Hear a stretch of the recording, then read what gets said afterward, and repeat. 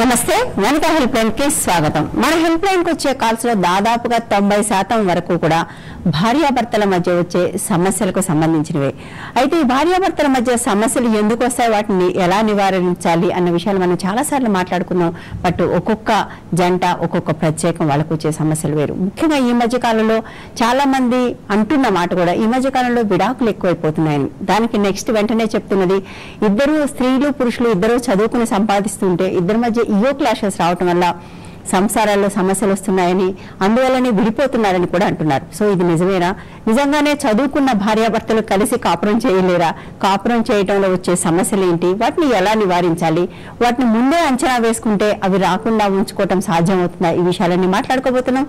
ఈరోజు కాల్స్ కూడా ప్రధానంగా అటువంటి సమస్యల మీద, సైకాలజీకి సంబంధించిన సమస్యల మీద మాత్రమే తీసుకోబోతున్నాం. అందుకోసం స్టూడియోలో మనతో పాటు అతిథి జవహర్లాల్ నెహ్రూ గారు ఉన్నారు. జవహర్లాల్ నెహ్రూ గారు నమస్తే. సో చాలా మంది చదువుకున్న పిల్లలు కాపురం చేయరు అని ఒక మాట ఈ మధ్య చాలా ఎక్కువ వింటున్నాం, which should not be true actually. So కాబట్టి చదువుకున్న పిల్లలకు సమస్యలు ఎక్కువ వచ్చే అవకాశం ఉందా? చదువుకున్న పిల్లలు కాబట్టి సమస్యలు పెద్దగా చేసుకుంటున్నారా? చదువు లేనప్పుడు పడి ఉండేవాళ్ళ ఏం జరుగుతూ ఉండేది? ఈ చదువుకున్న వాళ్ళ మధ్యనే సమస్యలు ఎందుకు ఎక్కువ వస్తున్నాయని ఒక జనాభిప్రాయం ఉంది. అది నిజమో కాదో తెలియదు, జనాభిప్రాయం అయితే ఉంది. అంటే యాక్చువల్గా అంటే సంసారం బాంధవ్యం బలపడడానికి చదువు అనేది ఒక తోడ్పడే సాధనమే, కానీ చదువు లేనంత మాత్రాన అది బలహీనత మాత్రం కాదు. ఎందుకంటే ఇద్దరు ఒక విభిన్న కుటుంబాల నుంచి వచ్చిన వ్యక్తులు వాళ్ళ యొక్క మనస్పర్ధల్ని రాకుండా నివారించుకుని కలిసి జీవితాంతం సాగించాలన్న ఒక ఉద్దేశంలో వేసుకునే ఒక బృహత్తర ప్రణాళికే సంసారం అవుతుంది. ఇక్కడ అహం అనేది ఇద్దరికీ ఉండదు, ఎందుకంటే ఎవరి వ్యక్తిత్వాల్లో వాళ్ళు పెరిగారు కాబట్టి. నేను అర్థం చేసుకోవడం కంటే అపార్థాలు అవాయిడ్ చేసుకున్నప్పుడు ముఖ్యంగా కొన్ని సంఘటనలు వాళ్ళు నివారించగలిగితే, సపోజ్ నాది ఇది నా ప్రత్యేకం, నేను లాక్ చేసుకుంటాను అన్న తత్వం నుంచి ఇది మనది అన్న స్థాయికి దిగినప్పుడు ఎదుటి వ్యక్తికి కూడా అక్కడ స్థానం కల్పించడం జరుగుతుంది. ఎదుటి వ్యక్తికి కూడా తన అభద్రత ఫీల్ అవ్వకుండా నన్ను కూడా వీళ్ళు గుర్తించారు అన్నది ఒక సంఘటనగా వస్తుంది. అప్పుడు తోడ్పాటు జరుగుతుంది. వీళ్ళు కొత్తగా పెళ్ళైనప్పుడు లేదా ఒక ప్రదేశానికి వెళ్ళినప్పుడు పదే పదే ఎదుటి వ్యక్తిని ఫిల్టరింగ్ చేయడం, అంటే పొగడ్డం, ఆ వ్యక్తి బాగున్నారు చూడు, అంటే సహజంగా నువ్వు అందంగా లేవు అనేటువంటి వ్యక్తి ఇద్దరిని ఒకరినొకరు హీనపరుచుకుంటుంటే తెలియకుండా వాళ్ళలో చిన్న చిన్న గాయాలు పెరుగుతూ ఉంటాయి. అంటే ఈ వ్యక్తి ఎప్పుడూ ఎదుటి మనిషినే చూస్తాడు తప్ప పక్కన నన్ను పట్టించుకోరన్నది, అది స్త్రీ కావచ్చు పురుషుడు కావచ్చు. అంటే ఒక విధంగా నువ్వు అందంగా లేవు అన్న విషయాన్ని లేదా నువ్వు బాగా మాట్లాడవన్న విషయాన్ని పదే పదే చెప్పడం ద్వారా ఆ వ్యక్తికి మనం దూరం అవుతామండి. నువ్వు నాకు నచ్చావు అనే దగ్గర నుంచి నేను నిన్ను కోరుకున్నాను స్థాయికి వెళ్ళినప్పుడు ఆ సంసారం చాలా బాగుంటుంది. సో నేను నిన్ను ఆహ్వానించాను కాబట్టి నేను తీసుకెళ్ళిన ప్రతి చోట కూడా, అది బంధువర్గంలో కావచ్చు, ఒక వేడుకల్లో కావచ్చు, ఒక సంబరాల్లో కావచ్చు, చాలాసార్లు ఇంట్రడ్యూస్ చేయాలండి. కూడా తీసుకెళ్ళిన వ్యక్తిని ఎవరు కూడా పరిచయం చేయరు, అలా ఏకాంతంగా వదిలేస్తారు. అంటే మేము కలిసిపోతాం, మా బంధువర్గంలో మేము ఉంటాం తప్ప నువ్వు కొత్త వ్యక్తివి, ఫారెన్ బాడీ ఎప్పుడు బయటే ఉండాలి అంటే తను అక్కడికి వెళ్ళిన తర్వాత ఒక అభద్రతా భావం, మళ్ళీ ఇంతమంది ఉన్నప్పుడు నేను ఏమైపోతాను, ఒక విధంగా ఇది నా అంగబలం అనుకునే స్థాయి నుంచి వీళ్ళందరినీ నేను ఎలా తట్టుకుంటాను అనేటువంటి ఒక భయానికి అక్కడ పునాది పడుతుంది. సో ఒక కుటుంబం దగ్గర అవుతున్నప్పుడు అది స్త్రీ వైపు కానీ పురుషుల వైపు కానీ ఇద్దరూ తమ తమ కుటుంబాన్ని కూడా దగ్గర చేసుకోవడానికి ప్రయత్నం చేస్తే వాళ్ళు విడిపోవడం అనేది చాలా రేర్గా జరుగుతుంది. Right, okay. సో స్పెసిఫిక్గా చదువుకున్న వాళ్ళకు వచ్చే సమస్యలు ఏంటి? సమస్యలు వస్తాయని ఎందుకు అనుకుంటున్నారు? అంటే చదువుకున్న వాళ్ళు అంటే ఏంటండి, పాత స్నేహితులు ఉంటారండి. ఈ స్నేహితులతో వీళ్ళు ఇదివరకు ఎంత బాగా ఉన్నారని నేను ఒప్పుకుంటా, కానీ ఒకసారి వివాహం అయిన తర్వాత అందులో ఏ స్నేహితులు కుటుంబ ధరగా తీసుకొచ్చి ఫ్యామిలీ ఫ్రెండ్స్గా చేసుకోగలిగితే ఇద్దరికి కూడా అక్కడ ఫ్రీడమ్ ఉంటుంది. అలా కాకుండా నేను నా స్నేహితులతో ఉంటాను, నువ్వు నీ స్నేహితులతో ఉంటావు, గతంలో వీళ్ళు నాకు చాలా క్లోజ్ అంటే ఒక కొత్త వ్యక్తి దాన్ని జీర్ణించుకోలేని స్థాయిలో ఉంటారు. అది స్త్రీ కావచ్చు పురుషుడు కావచ్చు. నేను ఇదివరకు నాకు ఎంతమంది స్నేహితులు ఉన్నప్పటికీ కూడా ఇప్పుడు నా జీవితంలో ఒక భాగస్వామి వచ్చిన తర్వాత ఆ భాగస్వామిని కూడా ఆ స్నేహ మాధుర్యం అందించగలిగితే, అటు స్నేహితులు కూడా ఆదరించగలిగితే అది ఒక బలం అవుతుంది. అలా కాకుండా నేను నా స్నేహితులు నా పద్ధతి అంటూ వెళ్ళిపోతుంటే ఈ మనిషి తన స్నేహితుల్ని తన కుటుంబాన్ని వదులుకుని వచ్చి ఇక్కడ మళ్ళీ ఏకాంతం స్టార్ట్ అయితే మళ్ళీ అభద్రతకి అది పునాది అవుతుంది. అంటే ఇక్కడ చదువు అనేది గతం ఎలా ఉన్నప్పటికీ ఒకసారి వివాహ వ్యవస్థ అంటూ వచ్చాక ఇద్దరు దగ్గరైన తర్వాత తమకున్న పూర్తి సాధనాలు దాన్ని నిలబెట్టుకోవడానికి ప్రయత్నం చేయాలి. అంతే తప్ప దీన్ని ఎలా ఆధిపత్యమాన దిశగా పోకుండా అది ఒక సెల్ ఫోన్ లాక్ కావచ్చు, ఒక సోషల్ మీడియాలో పోస్టింగ్ కావచ్చు, నేనేం పోస్ట్ చేస్తున్నాను లేదా నేను ఏం వాడుకుంటున్నాను, ఇంట్లో ఏ వస్తువులు అందరికీ సంబంధిస్తాయి అని ఆలోచించినప్పుడు మనది అన్న భావం ఇద్దరిలో వస్తుంది. ఆ మనది అని వచ్చినప్పుడు మరింత దగ్గర అవుతారండి. వాళ్ళు విడిపోవడానికి అవకాశం ఎప్పుడూ ఉండదు. Right, yeah. సో ఇంకోటి మాట అన్నారు, ఒక మంచి మాట చెప్పారు, స్నేహితులని ఫ్యామిలీ ఫ్రెండ్స్గా మార్చుకున్నప్పుడు చాలాసార్లు సమస్య ఉండదని. బట్ ఇది ఎప్పుడూ కూడా మనకు అంటే ఇందులో జెండర్ ఇష్యూ కనపడుతూ ఉంటుంది. అబ్బాయిల స్నేహితులు తీసుకొస్తే వాళ్ళ కుటుంబాలు అందరితోటి స్నేహం అనేది అందరూ యాక్సెప్ట్ చేస్తారు. అంటే ఇప్పుడు అత్తగారు కూడా అత్తగారితో కలిసి ఉన్నారు, కొడుకు స్నేహితుల్ని కోడలు ఆదరించాలని అందరూ కోరుకుంటారు. బట్ కోడలు స్నేహితులను మాత్రం ఈ ఫ్యామిలీ యాక్సెప్ట్ చేయడానికి సిద్ధంగా ఉండదు. I think that gender play also works. అప్పుడు వాళ్ళకి ఎలినేషన్ ఫీలింగ్ వస్తుంది కదా. అంటే యాక్చువల్గా వీళ్ళిద్దరికీ ఏ బాధ లేనప్పుడు మిగతా వాళ్ళ సంబంధం లేదండి. నా స్నేహితుల్ని నేను ఎంత గౌరవిస్తున్నానో నువ్వు అంతే గౌరవించాలన్నప్పుడు వీళ్ళ మధ్యన అపార్థాలకు అవకాశం ఉండదు. కానీ ఇక్కడ చిన్న మిస్టేక్ ఏం జరుగుతుందంటే, పాత స్నేహం అన్న ముసుగులో కొత్త స్నేహితులను ఆహ్వానించి కొంత బంధాలకి పునాది పడుతుంది. అక్కడ వీళ్ళు ఏం చేస్తారంటే కొత్త బంధుత్వాలు పెంచుకోవడానికి ఈ నా పాత స్నేహితురాలు లేదా అమ్మాయి నాకు ఎప్పటి నుంచో క్లోజ్ అంటారు. ఆ క్లోజ్ అయితే ఇంట్లో అందరికీ తెలిసి ఉండాలి, ఇంటికి వచ్చే చొరవ ఉండాలి, తను ప్రత్యేకంగా చాట్ చేయాల్సిన అవసరం లేదు. అలాగే ఈ అమ్మాయి కూడా ఒక అబ్బాయి తెలిసి ఉన్నట్లయితే చిన్నప్పటి నుంచి తెలిసిన ఇంట్లో అందరికీ తెలిసినప్పుడు ఆ అబ్బాయిని ఇంటికి ఆహ్వానించడానికి ఆ అమ్మాయి భయపడక్కలేదు. అంటే ఇప్పుడు కొత్తగా ఏర్పడే స్నేహాల విషయంలోనే వీళ్ళు ముసుగు ప్రదర్శిస్తారు తప్ప పాత స్నేహితులు ఏవైతే ఉన్నాయో వాటి దగ్గర వీళ్ళు ఎప్పుడు భయపడరు. ఇద్దరూ తీసుకురావచ్చు, ఇద్దరు ఇంట్లో ఆహ్వానించవచ్చు, ఈవెన్ వీళ్ళు కూడా దంప సమేతంగా అక్కడికి వెళ్ళొచ్చు.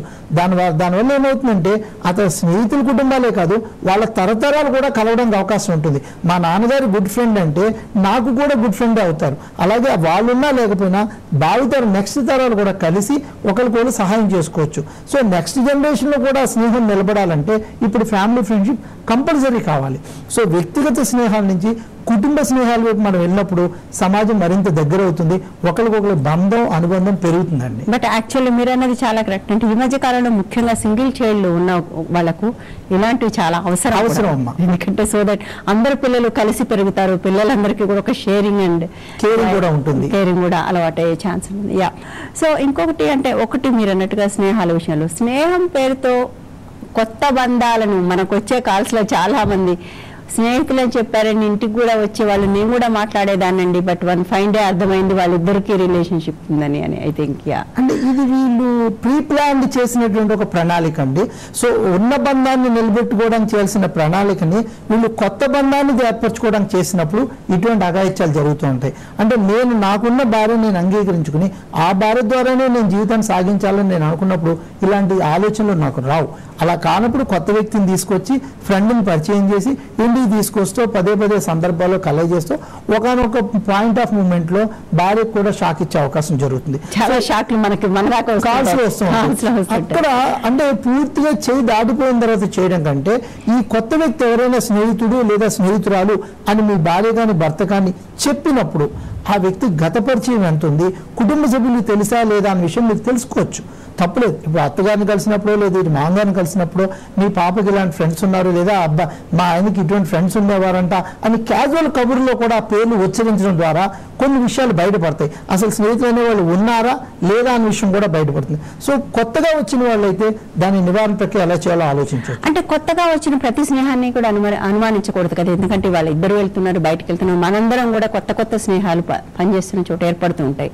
అంటే అంతకుముందు పెళ్లికి ముందు వాళ్ళతో స్నేహం లేదు కాబట్టి ఇప్పుడు వాళ్ళు కొత్తగా ఫ్యామిలీలోకి రాకూడదు అనుకోవడానికి కూడా లేదు కదా. I think it's a tricky thing. అంటే యాక్చువల్గా ఏమవుతుందంటే స్నేహం అంటే ఇట్ ఈస్ ఎ మ్యూచువల్ అండి.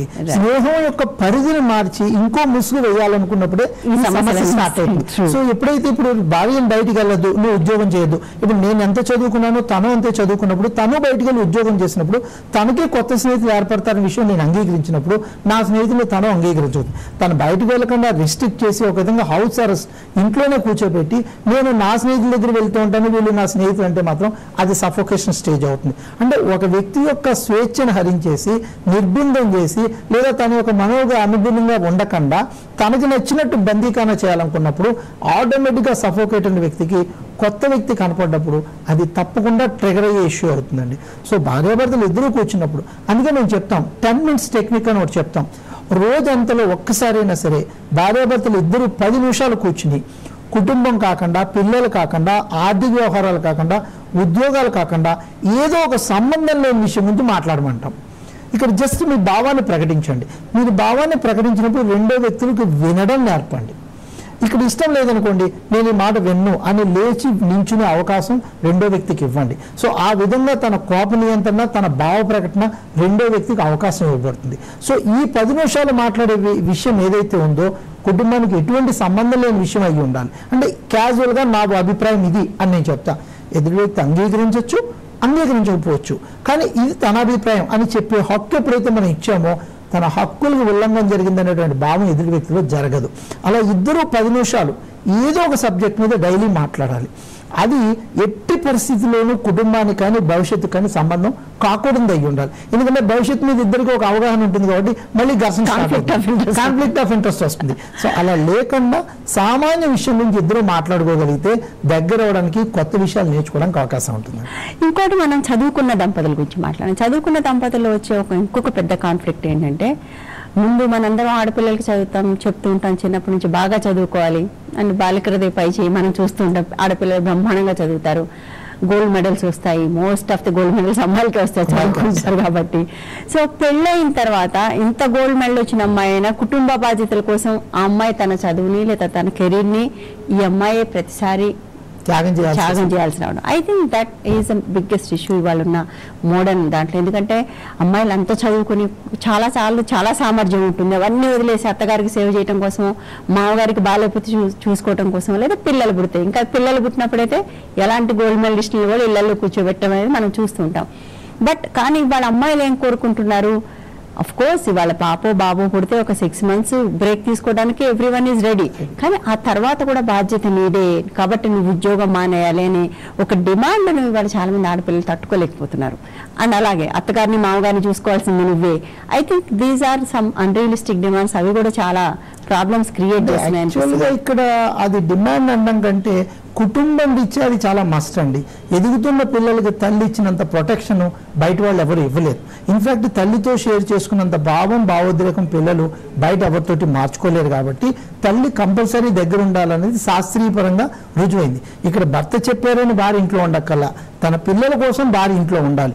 ఉండి పిల్లల్ని చూసుకోవడం ద్వారా పిల్లలకు ఒక ఆప్యాయత, రక్షణ కల్పించడం జరుగుతుంది. అయితే అత్తగారి మామగారిని చూడాలి లేదా పిల్లల్ని కూడా చూడాలి, నేను ఉద్యోగం కూడా చేయాలి, భర్తని చూడాలని ఈమె వేసుకున్నటువంటి ఈమె ఆలోచన సరళ ఉంటుంది. లేదండి, మోడర్న్ విమెన్ మీద అలాంటి ఒక డిమాండ్ ఉంది. కుటుంబం చూసుకోవాలి, పిల్లలు చూసుకోవాలి, అత్త మామగారిని చూసుకోవాలి, భర్తను చూసుకోవాలి, ఉద్యోగం చేయాలి. అంటే ఇవన్నీ కూడా భర్తను తీసుకునేటప్పుడే ముందు తెలుసండి. ఆ కుటుంబంలో ఎంతమంది ఉంటారో తెలుసు కాబట్టి ఆ కుటుంబంలోకి వెళ్తున్నప్పుడే ముందు ఆలోచించుకోవాలి, మాట్లాడుకోవాలి. ఇంతమంది నేను చూడగలనా? ఇప్పుడు అలా అయితే కొద్దిమంది అత్తగారి మామగారి దగ్గర పిల్లల్ని వదిలేసి కోడలు ఒక్కళ్ళు వేరే దేశంలో ఉద్యోగం చేస్తున్న వాళ్ళు ఉన్నారు. అంటే ఈ భర్త మాత్రము తన పిల్లల్ని పెట్టుకుని అమ్మా నాన్న దగ్గర ఉంటున్నాడు, భార్య ఒక్కది మాత్రం వేరే దేశం వెళ్ళి చేసిన వాళ్ళు ఉన్నారు. రేర్ కేసెస్ ఉన్నారు కానీ very rare. Both sides it is there. అంటే నేనేమంటానంటే ఈ వీళ్ళిద్దరి ప్రణాళికలో ఎవరిని ఎలా చూసుకోవాలి, ఎవరికి ఎవరు ఎంత ముఖ్యం అన్నది ఆలోచించుకున్నప్పుడు అది పెద్ద ఇష్యూయే కాదు. భార్య పిల్లల విషయంలో నేను చాలా కేర్ తీసుకుంటాను, నేను ఇంట్లోనే ఉంటాను, నా ఉద్యోగం కూడా వద్దు, నేను రిజైన్ చేసేసి పిల్లల మీదే ఫోకస్ చేస్తానన్న తల్లులు ఉన్నారు. అట్ ద సేమ్ టైం నువ్వు ఉద్యోగం చేసినా నేను రిటైర్ అయిపోయి ఇంటి దగ్గర నుండి పిల్లలు చూసుకుంటానన్న తండ్రులు కూడా ఉన్నారు. అంటే నేను అనేది ఏంటంటే వీళ్ళిద్దరికీ ఆ స్పష్టత ఉన్నప్పుడు అది ఘర్షణకు ఒక కారణం ఎప్పుడూ కాదు. కానీ వాళ్ళ ఆలోచన చాలా సార్లు ఉండదు. పెళ్లికి ముందు మాట్లాడుకోవాలి, చెప్పుకోవాలి. నేను ఆ ఇంట్లోకి వెళ్తున్నప్పుడు ఎంతమంది ఉన్నారు. అట్ ద సేమ్ టైం చాలా కుటుంబంలో పిల్లల మీద కూడా ఒక అవగాహన ఉండదండి.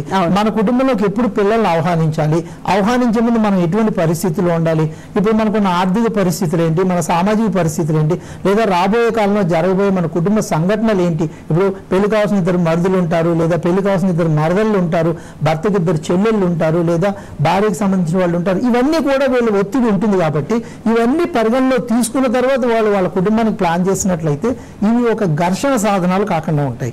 ఇవేం లేకుండా జస్ట్ కలిశారు, నచ్చారు, అది లవ్ మ్యారేజ్ కానివ్వండి, అరేంజ్ మ్యారేజ్ కానివ్వండి, ఎక్కడ మ్యాచ్ అయిపోతున్నాను వీళ్ళు కంగారు పెళ్లి చేసుకున్నట్లయితే మాత్రం తర్వాత ప్రతిదీ కూడా ఒడిదుడుకులతోటే ఉంటుంది. మనకి కంగారు పెళ్లిళ్ళు యాక్సిడెంట్ పిల్లలు, యాక్సిడెంట్ పిల్లలనే మేము అంటాం. దే ఆర్ కాల్డ్ ఏసీస్, అంటే యాక్సిడెంటల్ కిడ్ చిల్డ్రన్ అంటాం. వాళ్ళకి తెలియదు, ఏమోనండి జరిగిపోయింది అంటారు. ఇన్ఫాక్ట్ మీకు తెలియాలి, చదువుకున్న వాళ్ళందరూ కూడా చదువుకున్న వాళ్ళేనండి. చదువుకోని వాళ్ళు చెప్పరు, ఎందుకంటే వాళ్ళు చాలా క్యాలిక్యులేట్ చేస్తారు. వీళ్ళు చాలా స్పష్టంగా మాకు ఇది కావాలి. ఇక్కడ మళ్ళీ వీళ్ళ సంఘటనలు కూడా వీళ్ళ ప్రమేయం లేకుండానే జరిగిపోయాయి అంటారు. బట్ ఇద్దరూ చదువుకుని ఇంత సాధనాలు, ఇంత ఆధునికత ఉండి ఇద్దరు స్మార్ట్ ఫోన్లు వాడుతూ కూడా ఏం చేయాలన్న దాని మీద ఆర్థికం తీసుకోండి. ఒక అప్పు ఉంది, లేదా ఒక అప్పు తీసుకోవాలి, అసలు మన వనరులు ఎంత, ఎలా తీరుస్తాము, ఎంతకాలం తీరుస్తాము, ఎవరు తీర్చాలి, ఒక అవగాహన ఉండదు. ఏదో ఒక ఆస్తి ఉంది, దాని మీద ఆధారపడ్డాం, చూసుకుందాం అనుకుంటారు. బై ద టైం పెళ్లి పూర్తయ్యేసరికి ఆస్తికి 5 వారసులో 3 అటాచ్మెంట్స్ వస్తాయి. అప్పుడు ఘర్షణ స్టార్ట్ అవుతుంది. నాకు ముందు ఇది చెప్పారని ఈవిడ అంటది, నేను ఇలా అనుకున్నాను అని ఆయన అంటారు. చివరికి ఆ ఉన్న ఆస్తి ఘర్షణకి సాధనం అవుతుంది తప్ప వీళ్ళకి ఉపయోగపడకుండా అయిపోతుంది. సో ఇలాగే మనుషులు కానీ, వస్తువులు కానీ, ఆస్తులు కానీ, బంధాలు కానీ నాకు సాధనాలుగా వాడుకోవాలనుకున్నప్పుడు నేను ఎంత తగ్గి ముందుకు వెళ్తాను నా భార్యతో అన్నది నా జీవితాన్ని నిర్ణయిస్తుంది. సేమ్ భార్య కూడా ఈ భర్త నుంచి ఇన్ని కలిగి ఉన్నాడు కాబట్టి ఈయన నాకు ఒక ఆయుధం అనుకున్నప్పుడు వాళ్ళ మధ్యన ఘర్షణ రాకుండా ఉంటుంది. రైట్. ఒకటే అంటే ఇప్పుడు క్లారిటీ ఆఫ్ థాట్, అంటే మనకు పెళ్లిళ్ళు మీరు అన్నట్టుగా ఈ సంబంధం ఎక్కడ జారిపోతుందని జరిగే పెళ్లి మనకు చాలా ఎక్కువ. అంటే ముందు కానీ చూడండి, అప్పుడు కూడా 2 నెలలు 3 నెలలు నడుస్తుంది. సంగీతాలు అంటారు, మెహందీలు అంటారు, ఎంగేజ్మెంట్ తర్వాత నెల రోజులు గ్యాప్ ఉంటుంది. ఆ టైంలో కూడా కనీసం ఇద్దరు కూర్చుని మాట్లాడుకోరు. పెళ్లి తర్వాత ఎలా ఉండబోతున్నాం మనం, అసలు ఏ బాధ్యతలు ఎవరు తీసుకోబోతున్నారు, గంటలు గంటలు ఫోన్ లో మాట్లాడుకుని కూడా ఆ విషయాలు మాట్లాడుకో. అది లవ్ మ్యారేజ్ రెండిట్లో మినిమం 30 నుంచి 60 రోజులు సమయం ఇస్తారండి. ఎవరు విత్ ఇన్ వీక్ లో జరగట్లేదు. కొంతమంది చేసుకుంటారు, తక్కువ. ఆ టైంను వీళ్ళు సద్వినియోగపరచుకోవాలి. అంటే భవిష్యత్తుకి ప్రణాళిక వేసుకోవడానికి వాడుకుంటే అది సద్వినియోగం అవుతుంది తప్ప వీళ్ళు ఆ టైంలో సినిమాలు, షికార్లు అనుకుని మేము మాకు కుదిరిపోయింది అనుకున్నట్లయితే భవిష్యత్తులో వచ్చే ప్రతిదీ వీళ్ళకి మళ్ళీ ఒక ఘర్షణ సాధన అవుతుంది. రైట్. యా. సో దాని బేసికల్ గా ఒక ప్రీ మ్యారిటల్ కౌన్సిలింగ్ లాంటిది వాళ్ళకి జరగాలి. ఐ థింక్ మన పెళ్లిళ్ళలో కూడా అది చేయరు. ఎంతసేపటికి మీ కులం మా కులం, మీ కట్నం మా కట్నం, మీ జాతకం మా జాతకం, ఇవే చూస్తారు. కానీ అసలు ఈ పిల్లలిద్దరికి కంపాటబిలిటీ ఉందా లేదా అనేది ఇంత జరుగుతున్నా కూడా ఇప్పటికి ఎందుకు రావట్లేదు? అంటే వీళ్ళు ఇప్పుడు మీరు చెప్పినవన్నీ కూడా ఓన్లీ ఎక్స్క్యూజెస్ అండి. కులం అనేది అమ్మాయి నచ్చితే కులం అక్కర్లేదు, చేసేసుకుంటారు. అమ్మాయికి బాగా ఆస్తి ఉంటే కులం అక్కర్లేదు. అమ్మాయి చదువుకుంది, బ్యూటిఫుల్ ఉద్యోగం చేస్తుంది అంటే కులం లేదు, మతం లేదు, ఏం లేదు. ఒకవేళ అన్నది ఏమీ కుదరలేదంటే అప్పుడు జాతకం ఫస్ట్ కలవలేదని బయటకు వస్తుంది. జాతకం అనేది ఇవన్నీ ఎక్స్క్యూజివ్ రీజన్లు, అంటే తప్పించుకోవడానికి సాధనాలే. కానీ నిజంగా దీన్ని నమ్ముతున్న వాళ్ళు వాళ్ళ తరతరాలుగా దాన్ని ఎంత ఫాలో అవుతున్నారని చూస్తే ఉండదు. అంటే ఒక విధంగా మధ్యవర్తుల ప్రమేయం లేకుండా వీళ్ళు వాడుకునే సాధనాల కింద ఈ చదువుని, డబ్బుని, కులాన్ని, మతాన్ని లేదా వాడుకుంటున్నప్పుడు ఇవన్నీ కూడా వాళ్ళ స్పిట్ కారణాలు అవుతాయి. అంటే వాళ్ళలో ఉన్నటువంటి అపోహలకి పునాదులు అవుతాయి తప్ప నిజమైన నమ్మకాలు కాదు. నిజంగా వాళ్ళు నమ్మున్నట్లయితే దాన్ని ఎంత పాటిస్తున్నారు, ఎంత ఆచరిస్తున్నారు అని చూస్తే 0 ఉంటుంది. ఇంత బాగా ఇక్కడ మాట్లాడిన వ్యక్తులు వాళ్ళ నిజ జీవితాల్లోకి వెళ్ళినప్పుడు చాలా శూన్యమే కనపడుతుంది. అంటే వీళ్ళ యొక్క ఘర్షణకి అది మళ్ళీ సాధన అవుతుంది. నేను ఇలా అనుకున్నాను, మీరు ఇలా చెప్పారు, ఆ చెప్పారు, విన్నారు, అనుకున్నారు మధ్యన అసలు సత్యం మరుగున పడిపోతుంది. యాక్చువల్లీ ఐ థింక్ మనం లాస్ట్కి వచ్చిన తర్వాత కానీ ఆ కీలకమైన పాయింట్ చాలా సార్లు మేము ఇలా అనుకున్నాం, మీరు ఇలా చెప్పారు, ఇవి రెండూ కాకుండా వెరిఫికేషన్ అనేది ఒకటి ఉంటుందని చాలా పెళ్ళిళ్ళు అందరూ మర్చిపోతుంటారు. అతనికి సాఫ్ట్వేర్ ఉద్యోగం, నెలకు 2 లక్షల జీతం అంటారు, ఇంటికి వెళ్ళిన తర్వాత ఇంజనీరింగ్ ఫెయిల్ అయి ఉంటాడు, ఉద్యోగం కూడా ఉండదు. ఐ థింక్ అలాంటి చిన్న కూడా చాలా మంది వెరిఫై చేసుకోకుండా వాళ్ళు పెళ్లిళ్ళు చేసుకుంటున్నారు. వెరిఫై అంటే ఒకసారి ఇక్కడ ఏమవుతుందంటే ఇద్దరు భాగస్వాములు నిర్ణయించుకున్నప్పుడు ఫస్ట్ ఇదా నాకు కావాల్సింది అన్న ఒక స్పష్టత వాళ్ళకు వచ్చినప్పుడు వాళ్ళే దాన్ని ప్రోత్సహించడం కానీ లేదా నిరోధించడం కానీ జరుగుతుంది. ఈ అబ్బాయి గురించి పూర్తి అవగాహన అమ్మాయికి లేదా అమ్మాయి గురించి పూర్తి అవగాహన ఈ అబ్బాయికి వచ్చినప్పుడు వాళ్ళే దాన్ని సపోర్ట్ చేయడం కానీ ఆర్గ్యుమెంట్గా వ్యతిరేక చేయడం కానీ జరుగుతుంది.